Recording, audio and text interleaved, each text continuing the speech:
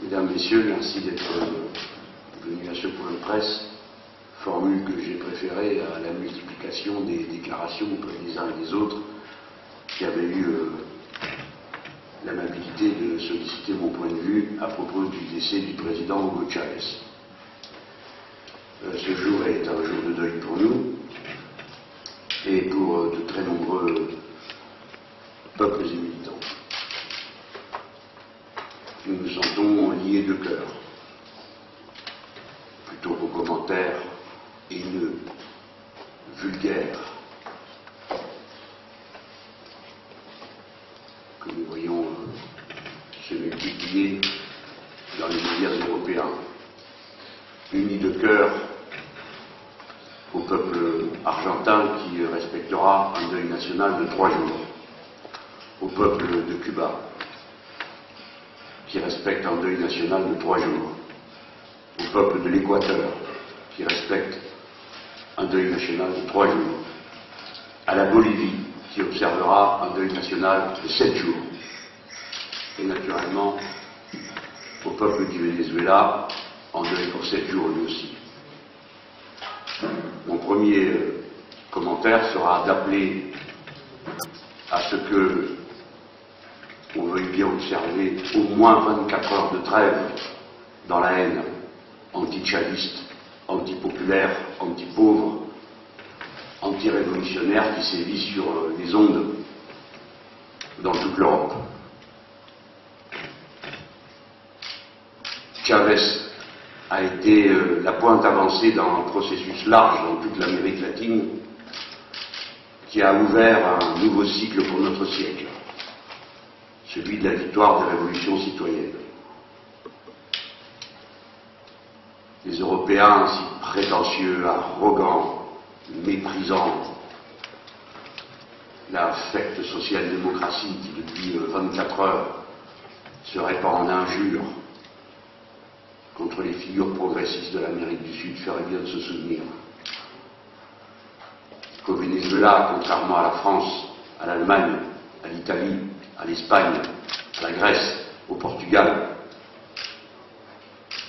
on a fait reculer la pauvreté d'une manière spectaculaire,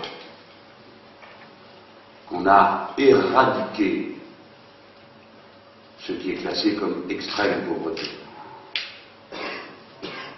Au Venezuela bolivarien, l'analphabétisme a été éradiqué. Situation qui pourrait inspirer quelques politiques à la France qui compte 3 millions d'analphabètes et d'illettrés. Au Venezuela, on a multiplié par 3 le nombre des étudiants. Au Venezuela, on est parvenu à faire progresser de 70% la scolarisation des enfants. Voilà le bilan que nous portons fièrement à l'heure où l'image de Hugo Chavez va se retirer.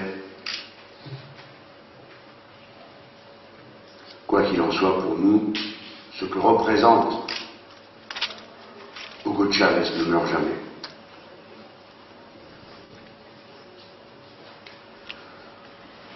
Hugo Chavez n'a pas seulement fait progresser la condition humaine des Vénézuéliens, il a fait progresser d'une manière considérable la démocratie. Et c'est sans doute sa contribution majeure à la lutte socialiste de notre siècle. Il a fait la démonstration qu'on pouvait, sur une ligne d'offensive sociale et démocratique, avancer, prendre des mesures décisives de récupération de souveraineté nationale sur les éléments clés de la vie d'une nation, comme par exemple la propriété publique de l'énergie. Qu'on pouvait le faire, approfondir un tel processus et tenir en respect tous ses adversaires politiques avec les seules armes de la démocratie. Chavez a mené toutes ses batailles sur un plan électoral. Et quand il a perdu un référendum, lui a respecté la décision. Au contraire des autocrates de notre pays et du reste de l'Europe qui n'ont jamais respecté une seule fois les décisions des référendums populaires lorsqu'il s'agit de politique européenne. Voilà pourquoi je le mentionne. Remettre à sa place le niveau de la critique qui se fait contre Chavez. La démocratie a progressé au Venezuela. La Constitution a été écrite et voulue par le peuple au fil d'un processus qui a duré des mois de consultation populaire. Je suggérerais aux donneurs de leçons, pourquoi pas, de proposer à leur tour qu'existe en France ou dans l'un quelconque des pays européens des référendums révocatoires permettant de faire partir un député, un gouverneur, un président de région, un maire d'une grande commune, voire même le président de la République. Bien sûr qu'ils ne le font pas. Bon, nous sommes en deuil. Aujourd'hui, à l'appel de notre parti ou des organisations de base du Front de gauche, il y aura des rassemblements. Ils seront ce qu'ils seront à Paris ce soir, à Marseille, à Toulouse, à Lyon et sans doute dans bien d'autres endroits dont je ne suis pas encore informé, mais je sais que mes camarades se déploient avec beaucoup d'énergie. Ce qu'est Chavez ne meurt jamais. C'est l'idéal inépuisable de l'espérance humaniste de la Révolution. Tous les peuples de l'Amérique latine ressentent la douleur de cette perte. Et j'ai honte, pour nous tous en Europe, du niveau lamentable des commentaires que j'ai vus. Ouais, j'ai honte. Comment pouvez-vous être aussi infâme et aussi bas? Comment pouvez-vous être devenu à ce point insensible à ce que représente le progressisme latino-américain dans ces moments de l'histoire, pour avoir pour tout commentaire des insultes comme celles que vous faisiez pleuvoir au moment des campagnes électorales. Les campagnes électorales avec Chavez sont finies, il est mort.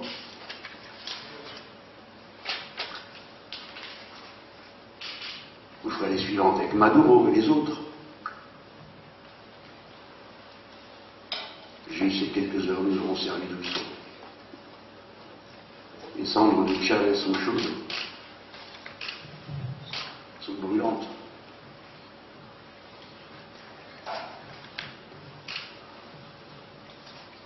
Et nous avons au cœur non seulement l'idée que nous continuons ce combat, mais la haine intacte que nous avons contre les puissants et les puissances, qui, même à l'heure de la mort, sont incapables de respect qu'ils manifestent pourtant pour tant d'autres et qui le méritent moins. À ce soir donc, merci.